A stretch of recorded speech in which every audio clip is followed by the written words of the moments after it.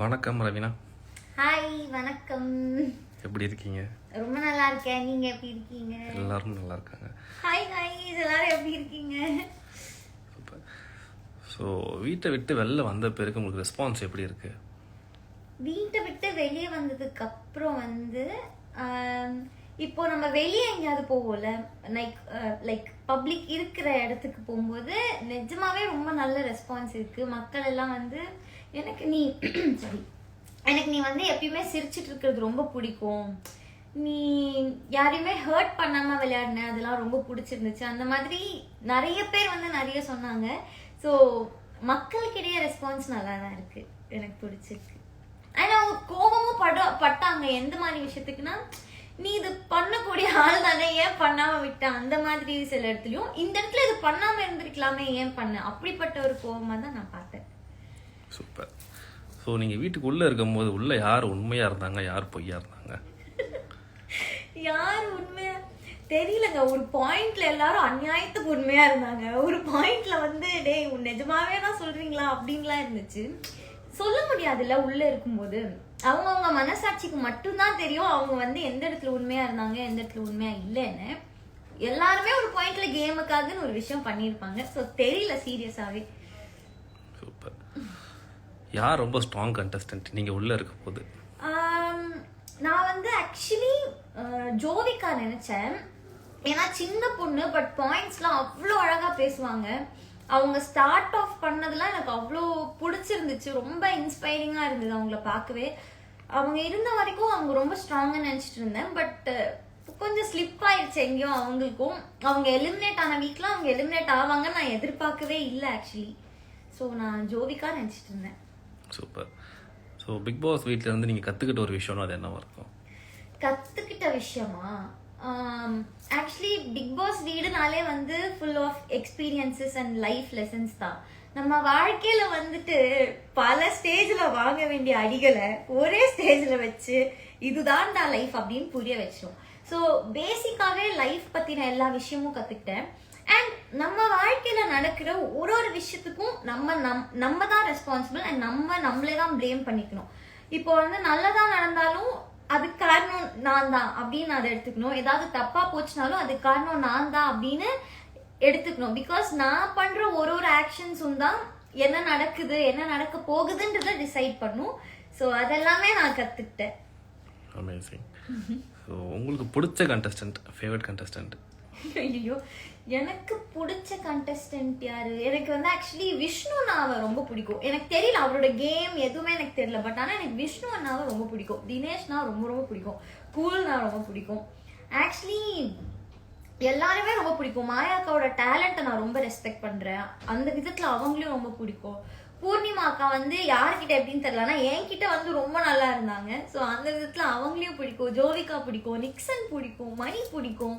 And எல்லாரையுமே எனக்கு actually ரொம்ப பிடிக்கும். ஸோ ஒன்று ரெண்டு இடத்துல அவங்க மேல வர கோவம் தானே தவிர மற்றபடி எனக்கு எல்லாருமே ரொம்ப பிடிக்கும்.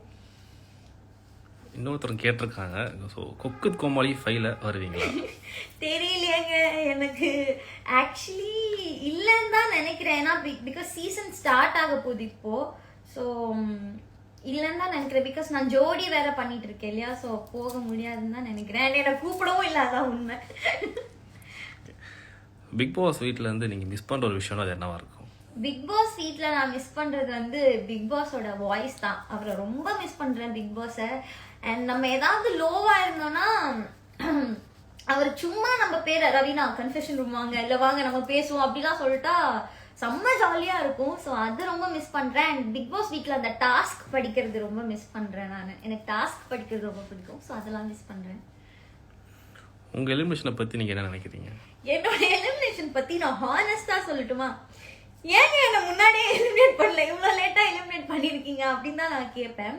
பிகாஸ் ஒரு 3rd வீக் 4th வீக்லயே நான் கேமே அது வரைக்கும் தான் என் கேம் இருந்தது. அதுக்கப்புறம் நான் கேமே ஆடலன்னு நினைக்கிறேன். ஸோ அப்பயே நான் எலிமினேட் ஆயிருந்துருக்கணுமே, இவ்வளோ தூரம் ஏன் வச்சிருந்தாங்க அப்படின்னு எனக்கு தெரியல. பட் ஏதோ ஒன்று பார்த்துருக்காங்கன்னு நினைக்கிறேன். ஸோ அதுக்காக கிடைச்ச அந்த லவ் அதை நான்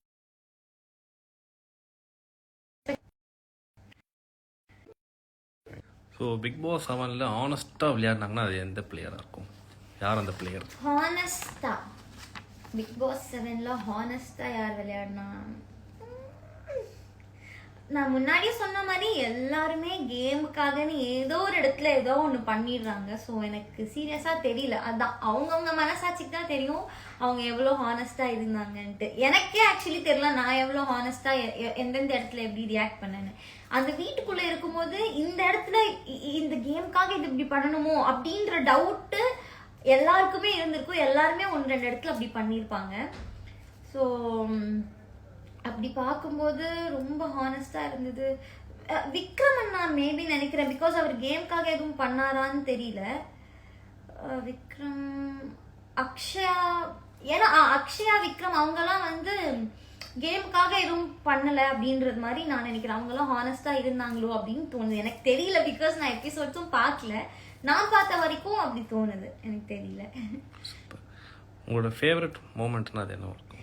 என்னோட ஃபேவரட் மூமெண்ட் வந்து பிக் பாஸ் ஒரு தடவை ரவீனா செல்லம் கன்ஃபெஷன் ரூம் வாங்க அப்படின்னு கூப்பிட்டாரு. அது வந்து என்னால் மறக்கவே முடியாது. ஸோ அன்னைக்கு அப்படியே துள்ளி குதிச்சுட்டு இருந்தேன். ஸோ அந்த மூமெண்ட் வந்து என்னோட ரொம்ப ரொம்ப ரொம்ப பிடிச்ச ஒரு மூமெண்ட். அண்ட் அடிக்கடி பிக் பாஸ் வந்து கார்டன் ஏரியாவில் நைட் டின்னர் அரேஞ்ச் பண்ணுவார். ஸோ அதெல்லாம் வந்து ரொம்ப பிடிக்கும். ஸோ அந்த மூமெண்ட்ஸ்லாம் ரொம்ப பிடிக்கும். சூப்பர். உங்களோட அடுத்த பிளான்? என்னோட அடுத்த பிளான் இப்போ ஆக்சுவலி ஜோடி போயிட்டு இருக்கு.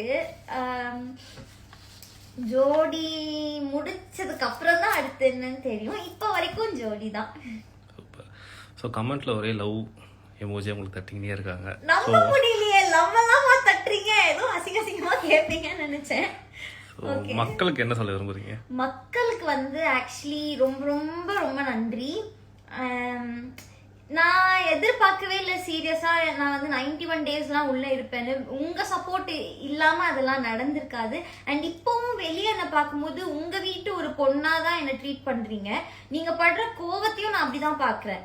அந்த உரிமையில இருக்கிற கோவமா தான் நான் பாக்குறேன். இது பண்ணிருக்கலாம், இது பண்ணாம இருந்திருக்கலாம் அப்படின்ற மாதிரி நீங்க என் மேல கோச்சுக்கிறீங்கன்றதான் பாக்குறேன். அதெல்லாம் தாண்டி நீங்க கொடுக்குற அன்பு எனக்கு வந்து, நீங்க மெசேஜ் பண்ணுவீங்க இன்ஸ்டாகிராம்ல கூட, நீங்க வந்து செம ஸ்ட்ராங்கா இருக்கணும், நீங்க எப்பயுமே ஹாப்பியா இருக்கணும்னு.